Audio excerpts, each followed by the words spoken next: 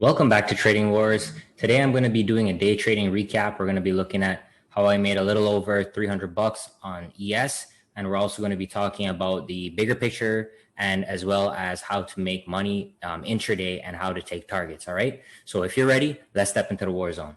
Okay. So the first thing is, guys, we need to draw the previous day's high and low. So I do that every single day. So here was the previous day's low and here was the previous day's high.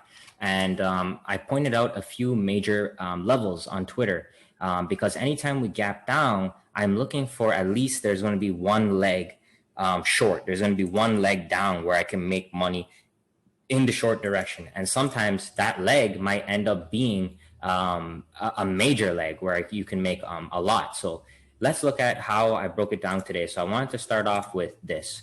So when we're looking at a gap down, we need to have the previous day's low, which is here, the high, and then we have the gap itself.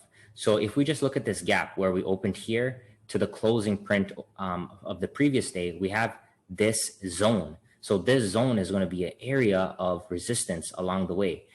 It's not going to go vertically straight through and break. 70 to 80% of the time, we're going to fill some of this gap and then we're going to roll over. Okay. So what we had here is I took the Fibonacci from this bar's low down to the first 5-minute bar. And this is how I do it. You don't have to draw the fibs that way, but this is my personal preference. You can use the close if you want, but I prefer using the wicks on the bar. And what we had today was we pulled right into the 618, and the 618 lined up exactly with the previous day's low. So that is a textbook A+ setup. And there was many ways to get involved. Personally, I took this inside bar short here. I made 3 times my money and I was done. But you could also just short below the low of this candle because you know you're against resistance, or even just short when this red candle closes to confirm. Okay, so there's multiple ways to get involved there. And let me show you guys the P&L on the short, just to show you guys how I executed it. So I got in short 10 micros at 32.25, and then I covered everything at 26.